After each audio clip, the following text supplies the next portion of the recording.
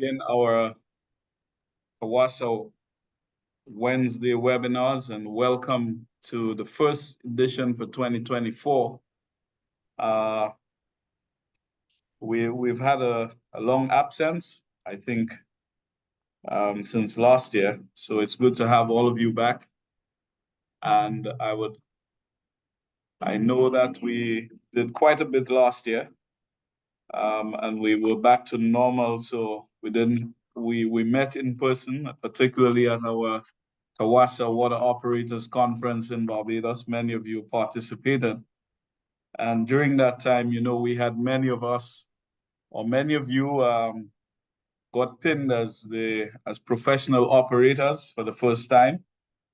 And I just named, for those of you who missed it, we have Anderson Bowen of the Barbados Water Authority, Denver Duplessis of Wasco St. Lucia, Ezekiel Francis of the Wasco in Dominica, Shannon Vidal of the Wasco, Nicole Austin of the BWA, Barbados Water Authority, Everest Gonzalez of WASA in Trinidad, and Timothy Augustus of Trinidad, and Gary Pilgrim of WASA Trinidad. So I again want to congratulate all of you, and we were happy to have had Mr. Paul Bishop, the CEO and president of Water Professionals International, was down in Barbados with us to do the pinning. And I should also share some good news with you that in January, CAWASA too received an award from the Water Professionals International. I don't know if you can see my screen, where we received in recognition of our outstanding contribution to establishing and advancing the certification of environmental professionals. That's the 2024 award from Water Professionals International. And we also got an award that was for Ignatius Jean in recognition of outstanding contribution toward advancing certification in the Caribbean region. So we want to thank all of you for making all of that happen for us in the region. And it is because of the hard work that all of you are putting in this, attending the webinars, studying hard and working hard in your various utilities and becoming professional operators. So congratulations to all of you. This evening we have with us, no stranger to us though. This is Mr. Carl Yates, who has lots of experience in the water and utility profession, having served as the project engineer, chief engineer, general manager of Halifax Water Commission from 1988 to 1996, sorry. And in 1996, he was appointed the general manager of the Halifax Regional Water Commission in Halifax, Canada, which assumed a regional mandate after municipal amalgamation of the Greater Halifax area in 2019. No, that is after retirement in 2019, he formed his own consulting company to promote and support sustainable water management. Under his leadership, he received the FCM Sustainable Community Award in the water category in 2005 for innovation, water loss control, the CSCE Excellence in Engineering Innovation Award in 2014 for advances in pressure management, WRF Outstanding Subscriber Award in 2018 for research contributions to the water industry, and the NS Lieutenant Governor Award for Engineering Excellence in 2019. And Mr. Yates received the AWWA George Warren Fuller Award in 2010 for exemplary leadership and contributions to the waterworks industry. In 2019, he was awarded the NS Engineers Sexton Gold Medal for exceptional achievements in engineering practice and contributions to society. So I can go on and on with his CV, but he's there with us and will tell us a little more. I think that's enough. I think you've done me more than justice. And then he will present to us on his experiences in Eskasoni. It is. Yeah, you got it. Eskasoni, right? Yeah. In incident command systems. And this is a really critical area for us, particularly we live in such a vulnerable environment. We have done some ICS training with Operators Without Borders, I think somewhere back in 2020. And so here it is another good opportunity for you to be made aware of those experiences. Welcome on board, Carl Yates. Over to you. Thank you very much. Let's see if we can make all the technology work here today, and I'll try to take over the screen. Here we go. I'll hit share screen if you allow.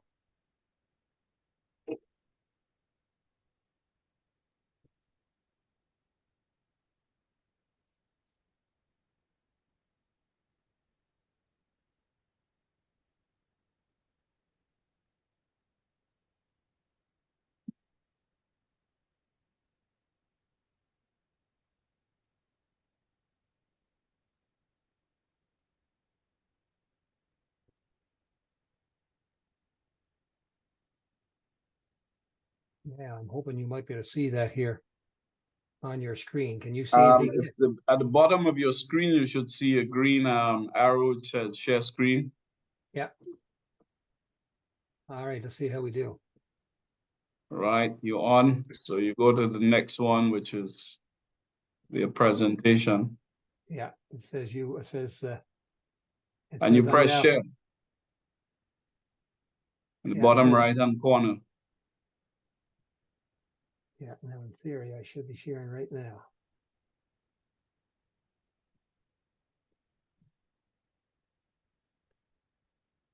Can you see your screen? Yep.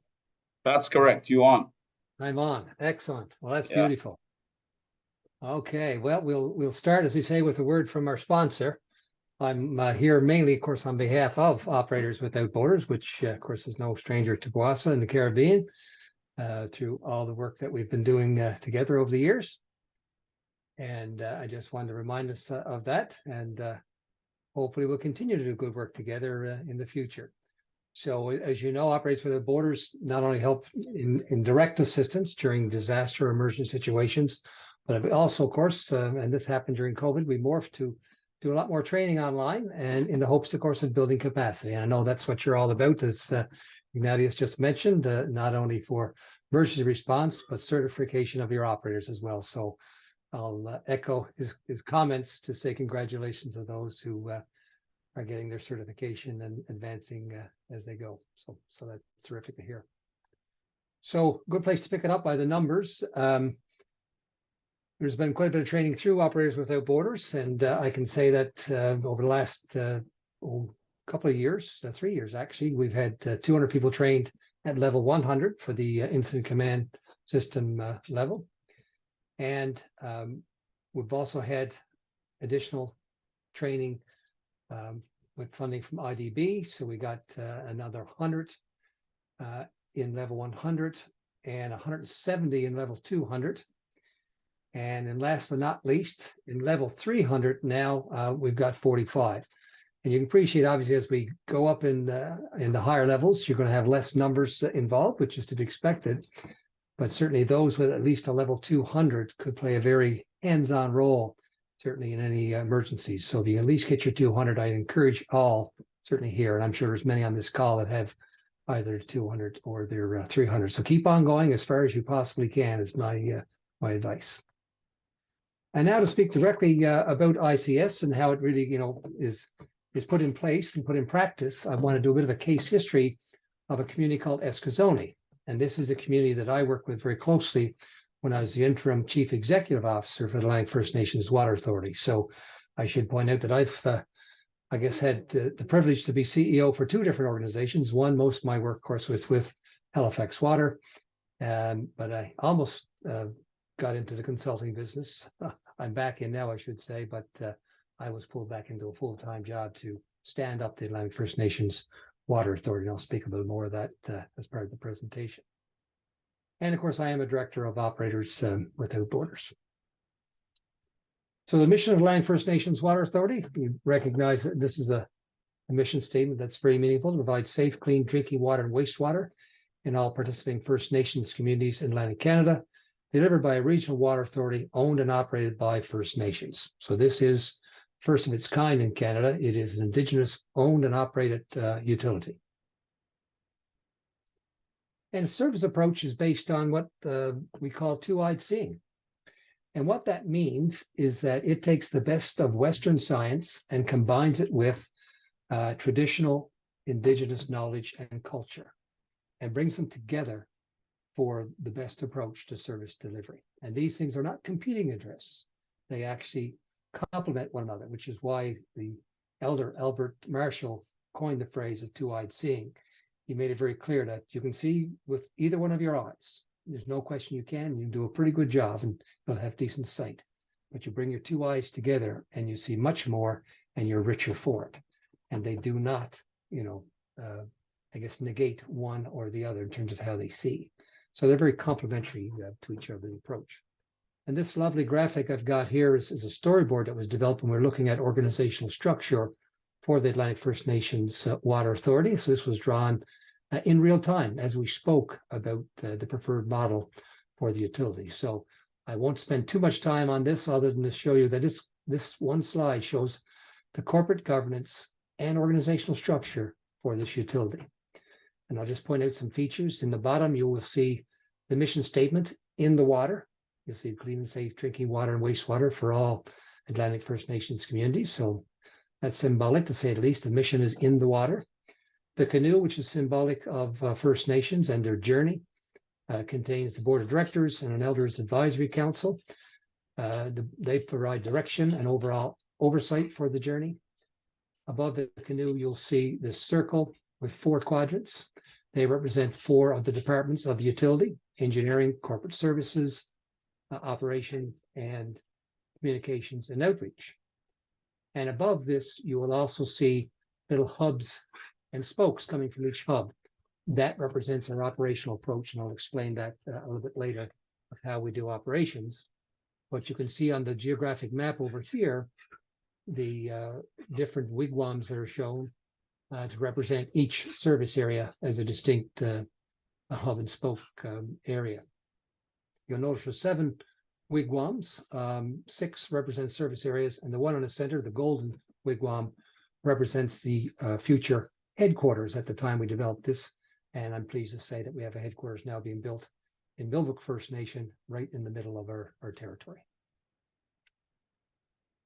So the vision for the Atlantic First Nations Water Authority is to be a recognized leader for the delivery of water wastewater services to First Nations communities across Canada. And I'm pleased to say that there are others now in Canada that are trying to model what the Atlantic First Nations Water Authority has done here in Atlantic Canada. And we expect actually the Southern Chiefs of Manitoba. If you know where Manitoba is in Canada, right smack in the middle of the country. And it looks like they will probably be next in terms of having an Indigenous owned and operated First Nations utility. We try to our best to follow the values that have been recommended by our elders of the area. And these are elders from both the Mi'kmaq and Wolastoqiyik nations. And there's 2 prominent nations in Atlantic Canada, I should mention, 2 Indigenous groups. And these are the 7 grandfather teachings. And I'm sure you would recognize many of these names and probably incorporate it into some of your own values into your own utility. For each one, you'll see 2 words next to it, which are the Mi'kmaq and Wolastoqiyik languages that are spoken by the First Nations. And each also represents an animal in the territory. And to really make it meaningful for us, we had a First Nations artist draw this for us. And this is a mural that actually is in the wall of our headquarters in Millbrook First Nation. So it's a beautiful rendition of the corporate values for the Land First Nations Water Authority. So this is where we really do adopt the traditions and culture of First Nations communities. So in terms of incorporation, this was a concept certainly for quite some time. I can say even the early days of 2006, this was talked about as a concept, but it really got incorporated back in 2018. So it's still fairly new. And I should point out it is an organization that is strictly owned and operated by First Nations. It is, again, the first of its kind in Canada. And you'll see a statement here that the Water Authority is not a political organization. And that was one of the things that the original board of directors did not want. They did not want politics in the water. They said this is a professional organization at arm's length, and we want to think long term. So as a result, they wanted to keep the politics out of it. And as mentioned, it's for both the Mi'kmaq and Wolastoqey communities across the Wabanaki territory. And the Wabanaki territory, for instance, it pretty much encompasses all of Atlantic Canada. So that would be 4 provinces: Nova Scotia, New Brunswick, Prince Edward Island, and Newfoundland. Currently, there are 12 communities that are members of the utility, and they joined on or before April 1st, 2023. And we expect there's going to be more to join by this April, and again, more by next April. So generally speaking, on a go-forward basis, communities will join on an annual basis. And that gives an opportunity to get to understand the communities before they are taken into full operation. So I mentioned the hub and spoke model and how it works here in Atlantic Canada. I mentioned the 6 service areas. So you can see on this map, this is a map of what you'll see is Nova Scotia, Prince Edward Island, and New Brunswick, and there are kind of 6 service areas. Within each service area, there's a hub community, which is the main community, and then surrounding it is smaller communities called spoke communities. And just to give you a sense of what we're going to talk about, and hopefully you can see my mouse here, this shows the service area we're going to speak to today with Eskasoni right in the middle. So Eskasoni is the largest First Nations community in Atlantic Canada with water and wastewater infrastructure. So what you're seeing on this screen, hopefully you can see at the far right here, this kind of cloud that shows several communities, but Eskasoni is right smack dab in the middle. And the reason this works so good as a hub and spoke model, you've got this hub community, and these other communities are probably not much more than an hour to an hour and a half drive. So you can see how they can work closely together as a unit to provide effective and efficient service. So this was designed with geographic proximity as the basis for who was included. A lot of what Atlantic First Nations Water Authority does is based on good risk management practices, and I think it's important to put things in context, including ICS, where how it fits into a risk management scheme for a utility. But at AF&WA, it is integral to the asset management framework, so you'll see it embedded there. It is integral to water safety plans, and these are, of course, safety plans that are meant to be proactive, not reactive. So you try to identify hazards from the source to the tap, back to the source again, and then put actions and programs in place to mitigate and minimize the risk. And you'll see that our elders have given this a name in the Mi'kmaq language. It is Nujodameg Sumquan, which translates into "we take care of the water." So this is something that we've taken heart to. It is obviously integral to occupational health and safety. Everybody understands the importance and the risk that needs to be managed there with regard to not only employees, but the public that is part of our mandate. And the incident command system, of course, is a recognized methodology for responding to emergencies and for projects when service disruption is probable. So one thing that I've been very fortunate to do is to use ICS not only to respond to an emergency, but often if you've got a big project where there's some risk that you could have a disruption in service, why not start out that way? And that way you're ready to go should something, I guess, as we say, go bad or go bump in the night, which often happens. And of course, the goal of the incident command system is really to optimize your resources to resolve the emergencies in an efficient and effective manner. So it is definitely a way of optimizing resources to make the most of what you have. So quickly, in terms of how it applies to the Atlantic First Nations Water Authority risk management, as I mentioned in the asset management framework, you'll see This, by the way, is the medicine wheel. So this itself is an indigenous symbol. And there are 4 pillars to the asset management framework: people and leadership, information, life cycle process, and financial sustainability. So within the life cycle process, you'll see risk is a big part of how we approach our assets. So we need to know, of course, what level of service you want to provide, but what risks are we willing to take, and actually how do we measure risk? We've actually got a full register within the asset management framework.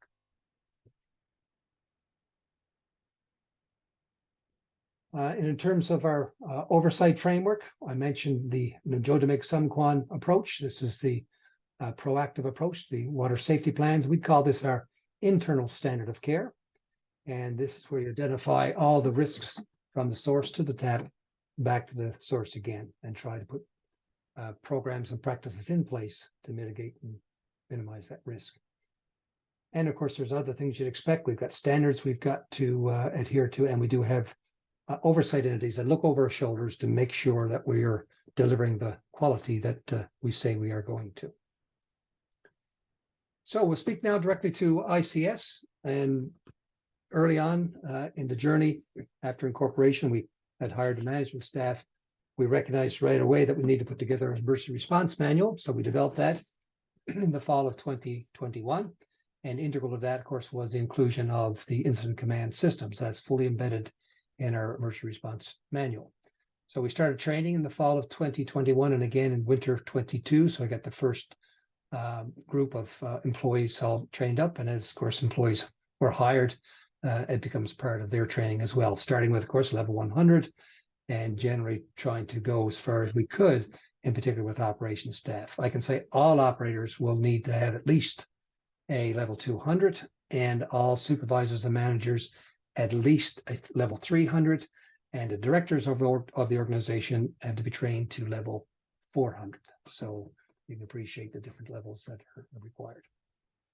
The Enterprise Risk Management Framework, which was developed by management, was approved by the board in January 2022. And this looks at all the risks across the organization.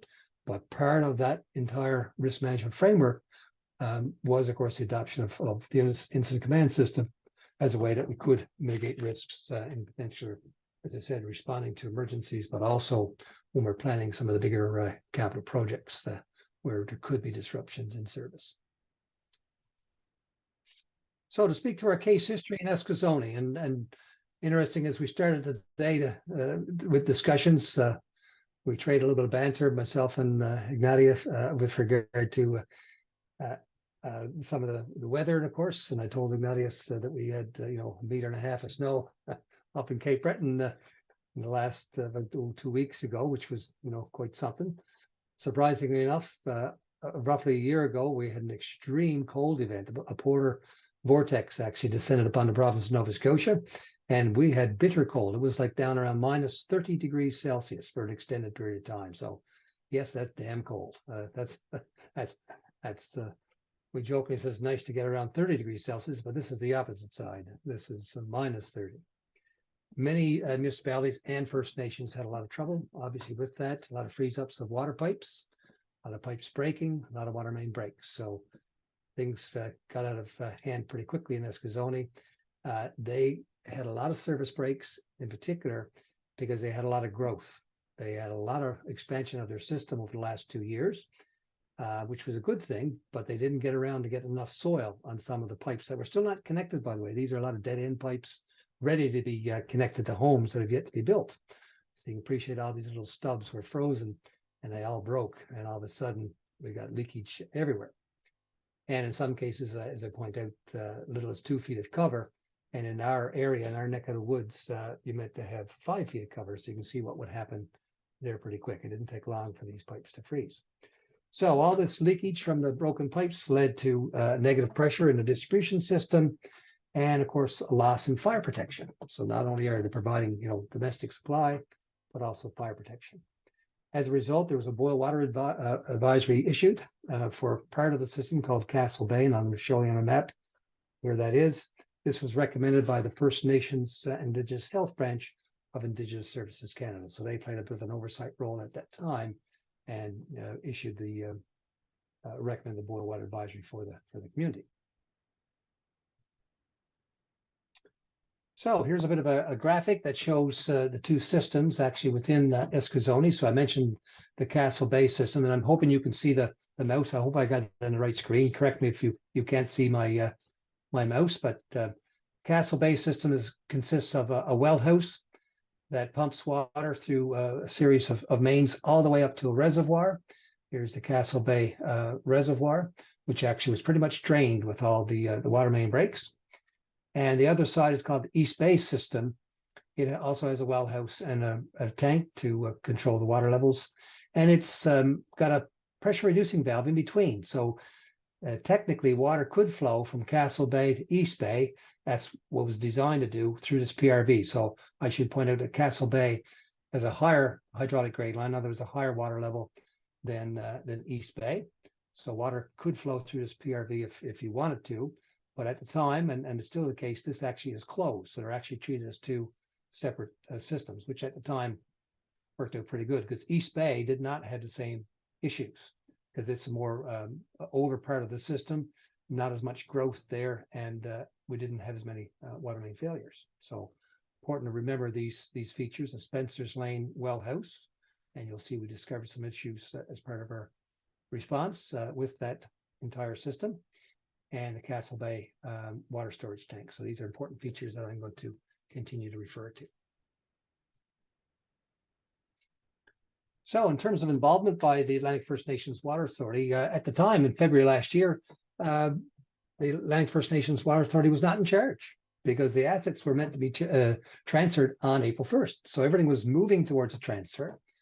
And at the time, we were, of course, getting familiar with the systems and getting ready, but still was not in control. So that was an interesting place where we really couldn't, interject with how we'd like to run things because we did not have that responsibility. But on April 1st, which is about less than 2 months after the initial deep freeze, the utility had direct responsible charge for the system. So the day after we received the authority for the system, I declared a state of emergency. So, and adopted, of course, the incident command system in response. So right away, right out of the gate, we said, we can't fool around with this. This is serious. And we got to work. And normally the CEO would not develop a Form 201, and hopefully you all know what a Form 201 is now. It's really, I think, is one of the most important forms you can fill out. It's the early form. So as soon as you know you have a situation, the Form 201 comes to bear, and you start the response. So I developed the Form 201, assigned the superintendent of operations as the incident commander, and I made recommendations of who should be on the command and general staff. And obviously you're familiar with those terms of command and general staff with the training that you've taken. So this is what the organizational structure looked like on April the 2nd. We had assigned an incident commander, as I mentioned, the operations superintendent. There was, of course, command staff and general staff recommendations, which were accepted. Of note, of course, our safety officer was critical in this situation. The liaison officer to basically liaise with other federal agencies and regulatory agencies, and of course, the information officer to make sure that the public and the customers were well informed as the response progressed. And of course, under general staff, there was a planning chief, which actually had turned out to be the director of engineering. We assigned him that role. Operations chief was another superintendent, the superintendent of technical services, and the finance logistics chief was the director of corporate services. And you'll see we combined finance and logistics into one division, and that was deemed to be suitable with one person, of course, in charge with her team. So as we developed the Form 201, and hopefully this is something that you remember from some of your training, we like to use the acronym PPOST. So before we go jumping in to respond, we have to step back and just think a little before we put things in place and get on the ground in response. And very important to identify your problems first. What are your priorities? What are your objectives? What are your strategies and what are your tactics? And that is a very common approach to emergency response, in particular objectives, strategies, tactics. Take them in that order. Unfortunately, and you've seen this, and we're all guilty of it, we often want to jump right away to tactics. And this is where the discipline of the ICS comes to bear. It wants you to really, take stock of the situation before you respond. Because as the saying says here, only fools rush in. Sometimes you can cause problems by not having your ducks in a row and things really align the way you should under ICS. So I always start with that. What are your problems, priorities, objectives, strategies, and tactics? So here in terms of the problems at Eskasoni, well, it's okay to name the obvious, but distribution system continues to experience significant leakage as a result of an extended cold period. So there's still water leaking everywhere. Water levels in the Castle Bay Reservoir at best got to 10 feet, way below what was necessary for fire protection. So you don't have fire protection. And this was something interesting we discovered as we were getting into it, that the Castle Bay Reservoir, which I showed you on the map earlier, is about 4 kilometers away from the Spencer's Lane pump house. And as a result, there is inadequate chlorine contact time. So there's no actual appropriate chlorine disinfection for the majority of customers in that system. As a matter of fact, the closest customer to the Spencer's Lane pump house was about 155 meters away. So you appreciate there's chlorine injected at the Spencer's pump house, but it has no time to actually give the correct contact time for that first customer and many more. I mean, obviously, as it goes along halfway through, you might have enough, probably within 2 kilometers, you'd easily have enough chlorine contact time, but nonetheless, we couldn't take that chance and realize this is a serious deficiency, and we had to put plans in place to correct that as well as the other problems. And I'm sure many of you experienced this problem in your own systems. Many of your shutoff valves are either broken or buried. It happens in all municipalities. I've seen it in Halifax Water as well. Somebody paves over a valve and forgets about it, and until you need to access it in the middle of the night and can't find it, and then you're all frustrated. So, it is unfortunately a common occurrence. That does happen.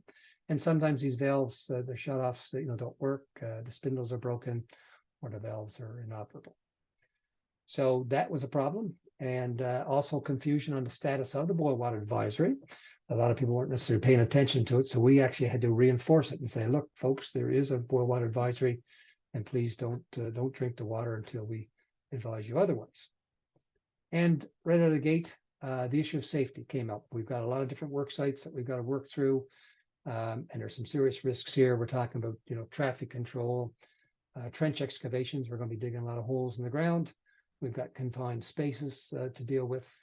We've got chemicals. I mentioned we've got chlorine that we've got to add, and we've got electrical hazards as well, because we discovered that not everything is great with some of the electrical equipment. So we had to be careful, and these are 5 of some of the highest risk issues that water and wastewater operators deal with, and I unfortunately had to say these are the ones that can kill you. So you do have to pay attention to these in particular. So in terms of our priorities, safety is the first and foremost on our mind. So we said, look, all work sites have got to be secured for safety. It is at the well house, at the reservoir, in the street, doesn't matter. We're going to be consistent here. First off, we had to make sure all of our employees had the right personal protective equipment. And I should point out, on April the 1st, the employees that previously worked for the community now came to work for the Atlantic First Nations Water Authority. So one day we didn't have responsibility for them. The next day we did. So right away we had to issue personal protective equipment to all, including vests and hard hats and ear protection, steel nose boots, all of those things that you'd expect to have. And we had to keep our residents informed on the boil advisory and remedial actions that we're taking. We want to keep our residents informed of what we're up to. We knew we had to locate and exercise some shutoff valves, because you can't fix water main breaks if you can't shut off the water. So we need to find the shutoff valves, exercise them, and repair the ones that are broken. And then once we got that done, then we can start to repair water mains. So we focused on the valves first, and then the mains second.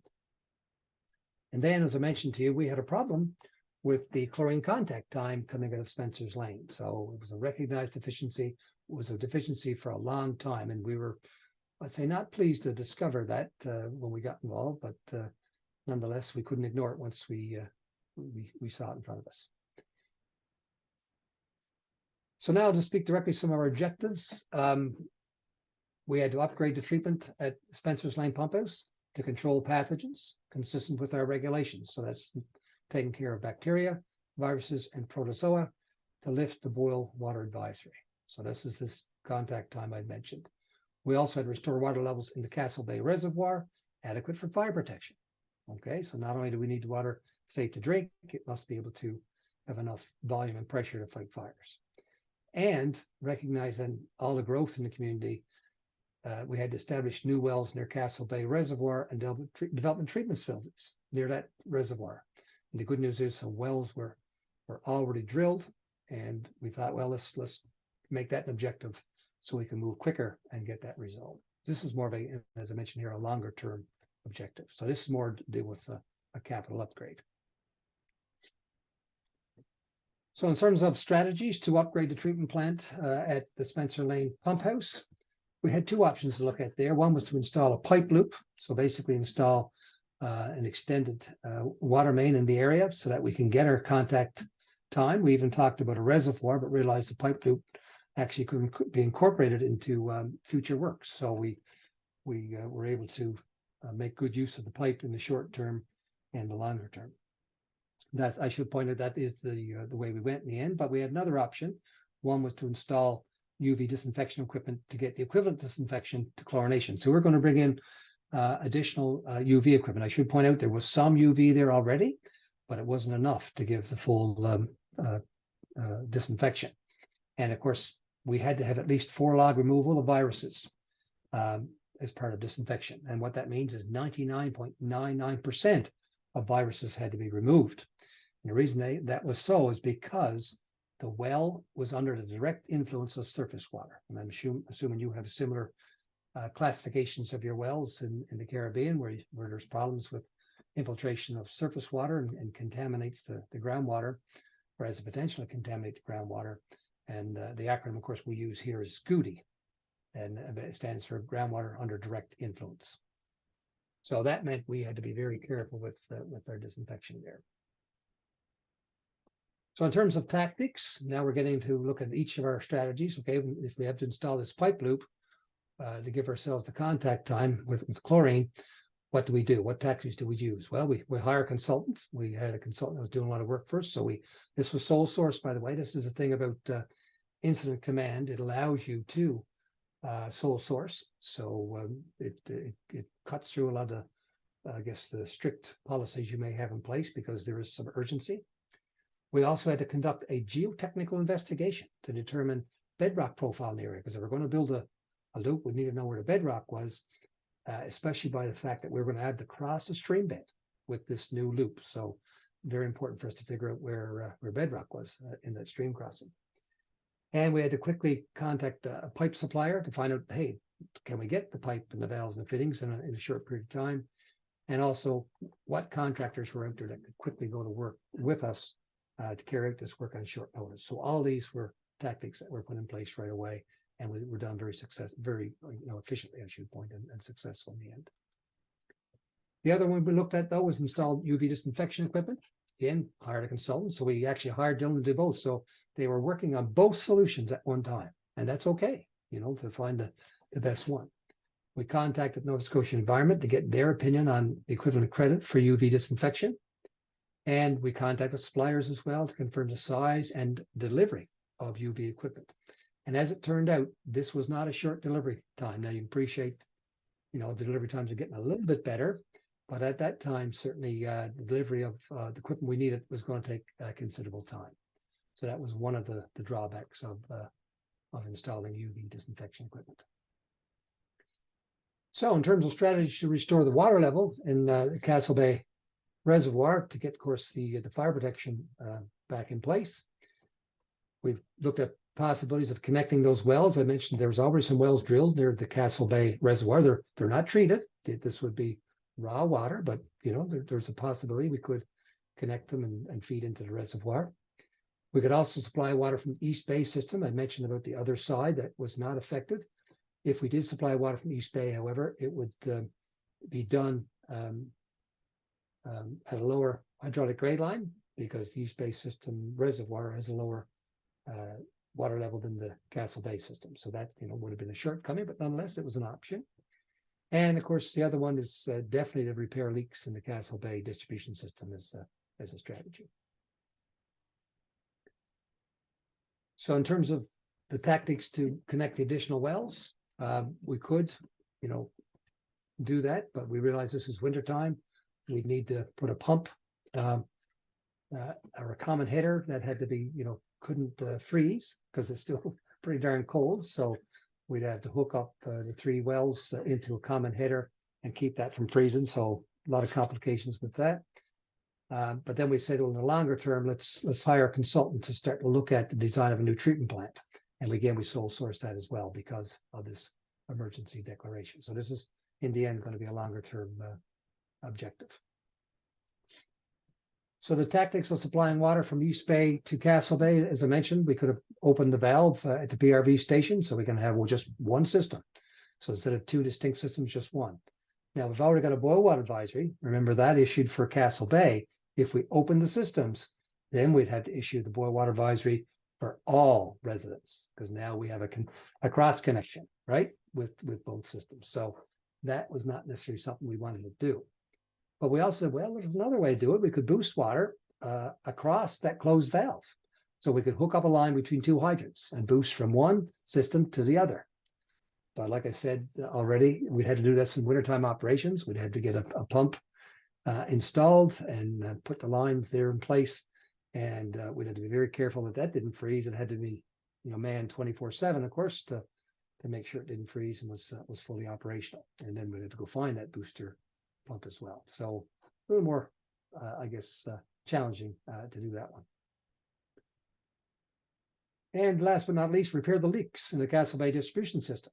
So we knew we had to go, as I mentioned earlier, find the valves, first of all, locate the valves, repair the valves, and then do the leak repairs. So we didn't have the right equipment necessarily to help us with that. So one of the tactics was to purchase a vacuum pressure equipment to exercise and repair broken valves. So I'll go buy a pressure vac equipment to do the job. Hire a contractor to repair the leaks. There were local contractors that were available, so that was good. That wasn't difficult. And we also had to hire a consultant to support our leak detection efforts utilizing acoustic equipment. So we wanted to throw everything at it, so including ground microphones, digital correlators, and data loggers. So those are 3 different tools that you can use, of course, to find leaks. And I'm sure many of you on this call have used 1 or 2 of those pieces of equipment. So here's the crew exercising and repairing valves with a new piece of equipment. So we actually bought this pressure vac truck. It's mounted on a trailer, and it also has, you'll see the arm coming out here on a valve. So it actually has an actuator for operating the valves. So it makes it easier. You don't hurt any backs. Nobody gets a back strain on a valve that doesn't turn easy. So this actually turns the valve for us. So you can see this is an interesting picture. You'll see 4, if you look closely in the middle of the picture, you'll see 4 valve caps that have been flipped off the box, the Buffalo box. You'll see 1 here, 2, 3, 4. And again, hopefully you're seeing that on your screen by my arrow that's moving around. And I'm pleased to say you'll also see everybody here with their hard hats and their earmuffs and their safety vests and their steel nosed boots. Everything's safe and secure. And we do actually have some flaggers as well to make sure that traffic is controlled through this work site. So this was a wonderful piece of equipment that we went right through the community and took care of all the valves to make sure they're operational.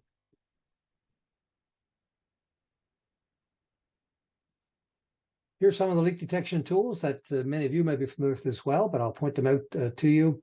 This is a ground microphone. So this is the most common tool that our operators would use to find leaks. This is a pipe locator. Now this is of course only good if your pipe is of metal or has got tracing wire on it, so you can find it. This is a digital correlator. This is much more advanced, and this is something you hook up between two fire hydrants to really pinpoint where a leak might be. And this shows data loggers. So these are some of the loggers that you can put down in your valve boxes and put them right on the operating nut of the valves, so that you can have a direct connection and listen for leakage, in particular at nighttime. And this is just another listening stick that you sometimes can use here. See it here in the foreground, that you can use inside a home. Sometimes you want to listen on a service line. All useful tools in the right place. So in terms of responses, of course, as you're all familiar with, when you're operating, especially over a longer period of time, you should be developing incident action plans. And these, of course, are plans that are developed through the planning chief. He's the person that coordinates. Planning chief, of course, speaks in particular with the operations chief to make sure that all resources are being taken into consideration. In our situation, we established 24-hour operational period for our incident action plans. And every morning we had a sit rep to discuss what happened the day before and what was in front of us for the day. So each day, early in the morning, we got together and said, where are we? What have we done and what's left to do? And of course, in compliance with the ICS formalities, the sit rep is led by the planning chief. As you probably, for those of you who have been a planning chief, you know that you actually have most of the work to do, believe it or not. The planning chief is the key person that has to document everything and keep things organized and moving. Now, hopefully you can see this screen, and this is really, okay, that's nice. You talked about all these wonderful things we did. Were we successful? What the hell did we do? You know, this approach work. So you can clearly see the cold snap on February 4th. You'll see, hopefully, again, you can see with my cursor, I'm putting it around the cold snap, February 4th, 2023. See, everything looked nice in the reservoir, and then all of a sudden, bang, it hit hard and it hit fast. And the next thing you know, there's no water in the tank, can't keep up, in serious trouble. And of course, right away, the boil water advisory was issued. Okay, so I think on February 8th, actually, the boil water advisory was put in place, and things are not going well. On April the 1st, we became in charge as a utility, and it says here April 1st, but that's when we took over, but really technically, I guess, was April 2nd when we put together our Form 201, called the first meeting and said, we are now under ICS, let's make things happen. So right away, we had to get our equipment in, and you saw earlier where we purchased that pressure backtrader. We got that. We were already looking at that, by the way, I should point out. So it didn't take us long to find that and bring it right away to Eskasoni. And we started exercising valves with it and starting repairing valves. And then once we had some the valves fixed and repaired, we were able to close them.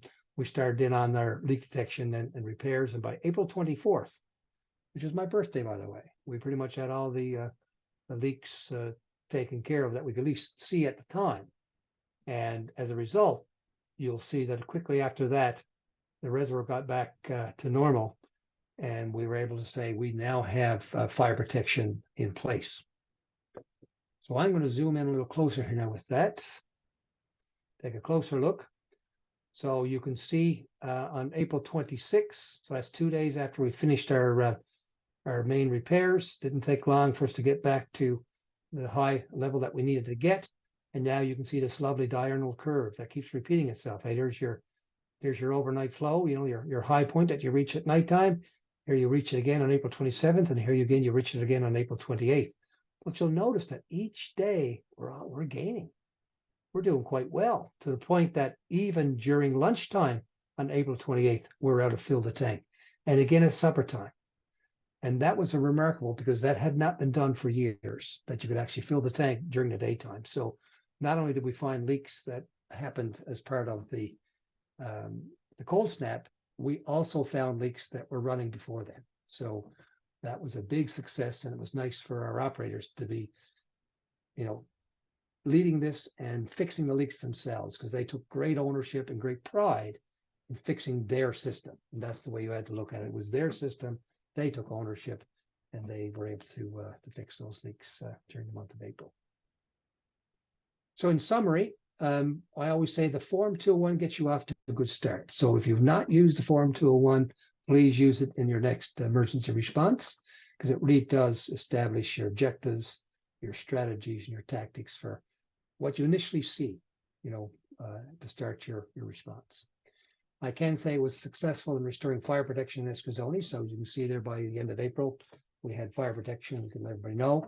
What we did not have was safe water, because we still had to install a pipe loop to get the appropriate chlorine contact time. But I'm pleased to say that was completed by last fall, and we're able to lift the boil water advisory. So that was the right approach. And that pipe loop also is going to serve a double purpose in the future. It's also going to feed a new reservoir that we'd like to build near Spencer's Lane. So we're going to have another reservoir at Spencer's Lane and another treatment facility near Castle Hill Reservoir. So we're going to have some redundancy. Okay, so when you talk about resiliency built in the future, we will have some redundancy with two systems that can treat and deliver and store within Castle Bay. The ICS was used, as I mentioned, to fast track development of that new treatment plant near the Castle Bay Reservoir. So we were able to sole source that to consultants right away, and we expect that to be built this year. So that's going to be hopefully completed by the end of this year. And one thing you should know about First Nations communities, certainly in Atlantic Canada, they love Facebook. And I don't know what it's like in the Caribbean, but it was the best way for us to keep the residents up to date with our communications. And once it was on Facebook, it was everywhere. So that was something we learned in the early days of our operation. And that, my friends, concludes my presentation. And Walalio and Waliwan, which is thank you to you all in both Mi'kmaq and Wet'suwet'en languages. So with that, I think I shall stop sharing. And Thank if you, anyone's God. got a question or two, then by gosh, I'd be pleased to I have a go haven't at it. seen any yet in the chat, but please feel free, colleagues, if you have questions, please shoot. You may use the microphone or place them in the chat room. Yes, good day, sir. I have a question. Yes. In respect to the chlorine contact time, right? Yeah. Are you in there? Hello? Can you hear me? I can, okay. yeah. Yeah, we are hearing.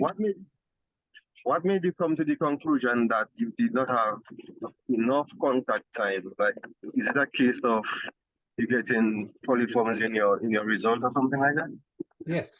As part of our due diligence, we hired somebody to take a look at that right away. Our own experience told us that this was, a potential problem when we discovered the amount of UV intensity. Once we were able to look at the equipment, we said, this is not enough UV intensity to give us contact time. So we did some calculations through a consultant, and we were nowhere near the amount of contact time. As a matter of fact, I think we were probably only equivalent of around, not much more with the bit of chlorine that we had and the UV disinfection. We were less than 2 log removal. So we were a long ways away from having the 4 log removal that was required. So we figured out the options, how much pipe we had to put in. We looked at different sizes. In the end, this may surprise you, but we put a very big main in. We put in a 16-inch water main, even though there was only an 8-inch there, but we coming from the pump house. But we used a 16-inch because we want to minimize the length of the pipe loop. But the 16-inch will be used in the future to feed the reservoir, feed a new reservoir, and also discharge from a reservoir. So we're going to take advantage of that loop. So did you only use UV or you also had chlorine? There is UV there, a little bit of UV, but we weren't relying on it. We strictly looked at chlorine for the solution of contact time. So we're going to get the full 4 log removal with chlorine contact. So we ignored the UV disinfection that was there. Now it's a bonus. It's good to have, but we did not rely on it. We want to be able to work independent of the UV disinfection. Okay, and another thing is now, so do you have any storage tank? any storage. Storage tank. I didn't catch that last sentence. Storage. Tanks. Storage tanks. If you said storage tank, the answer is not at Spencer's Lane. That was the problem. There's no storage tank there today, but there will be in the future. So that's one of the things we recognize we need to have for resiliency. So in the future, there's going to be, we're going to keep the Spencer's Lane pump house working. We're going to have a new reservoir up the hill from that pump house. And over at Castle Hill, where I showed you that reservoir, which was 4 kilometers away, we're going to build a new treatment plant to push water into the system. So we're going to have 2 treatment facilities, 2 tanks, and they're going to be built at the same hydraulic grade line. So they will feed one tank into the other tank. Okay, because having a storage tank would actually help with the contact time. Correct. Do not have enough storage. That is correct. But we will in the future with, we'll have more than enough, because we'll not only have the pipe loop, we will have the storage tank as well. Okay, thank you very much. Thank you. Any other questions? I should ask, did we get Valerie? Did Valerie show up in the end, Ignatius? I haven't seen her. I suspect she has some other assignment which may have clashed with this. I know that there's some special assignment she's on these days. Yes, that's not surprising, but like I say, I'll catch up with her, I'm sure, in the next couple of days. But anyway, Yeah. We'll give her our best when we see her. Yeah. Any other questions? I would have asked, yeah, go ahead, Mr. Myler. You wanted the floor? No. I was going to ask the participants here, how many have done any training in the incident command systems? Just to try to get an indication, you can always pop that up in the chat room. Yes, put your hand up, I guess, please. That would be interesting to see. Yeah. That would be interesting to see, so we can maybe, as going forward, we may have to run these ICS sessions. Absolutely, we can do that again. Yeah. Yeah, I know that Valerie had some specific ones with, I think, Barbados and Jamaica. Yeah. I believe Trinidad, but it's something that we may have to do again, because it's really important. Because I noted that you suggested in your system that the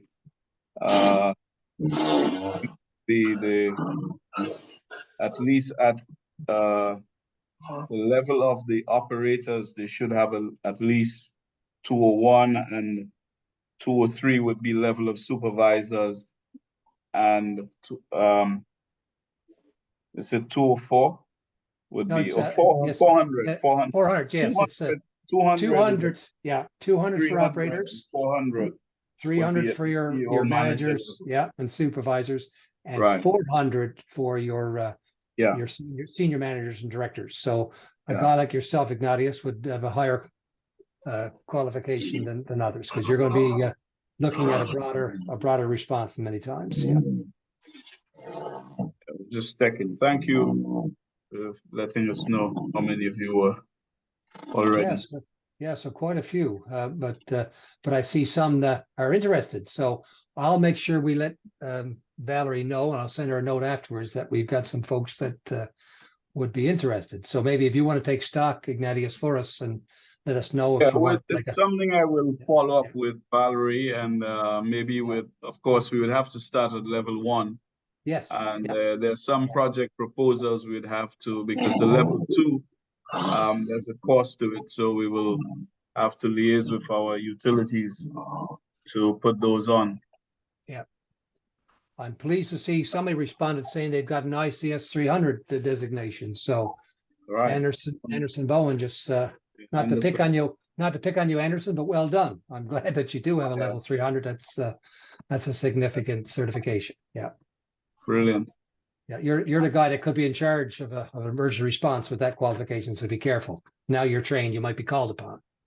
Yeah. Any other questions do you have, colleagues? you don't have any other questions, I'd like to. I think Leroy is trying to make a comment. Please go ahead, Leroy. Leroy. And if you can't come through in the audio, you can always try the chat box, Leroy, and I'll see if I can pick it up there. Yeah, perhaps put it in the chat box. We're not getting you.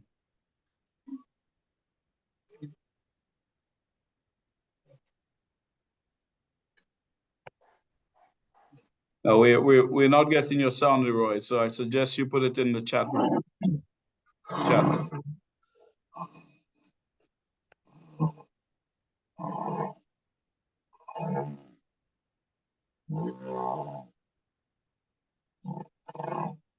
No, team, you have a communication problem there. So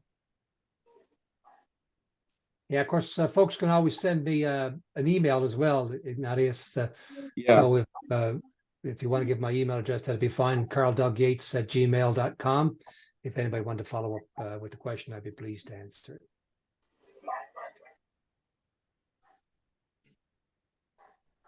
At Gmail. Yeah, so it's Carl Doug Yates at gmail.com. So Carl with a C, Doug, D-O-U-G, Yates, Y-A-T-E-S at gmail.com. Yeah. There, and no dot. I should Carl Doug Yates. So watch out for that. Yeah, Carl. Yeah, Carl yeah. Doug. I'm correct in that. Yeah. D-O-U-G. There you go. Perfect. Yeah. Doug is short. Doug is short for Douglas. That's my middle name. Yeah. Carl Doug Yates. Okay, well, if there are no further questions from our audience, we'd like to thank them for joining us. And thank you again, Carl, for continuing to give us the support. And we especially like to thank the Operators Without Borders, our sponsors, for making this possible, and particularly Valerie Jenkinson, who unfortunately couldn't be here with us this afternoon, but she's very much on the ball and keeping us connected with Operators Without Borders and other technical expertise to be on our Wednesday webinars. Next week, we're going to have, that is on the 28th, we're going to have Jerry Hanna and Mark and Hank Marshall of Clear Flow, who will be presenting on wastewater.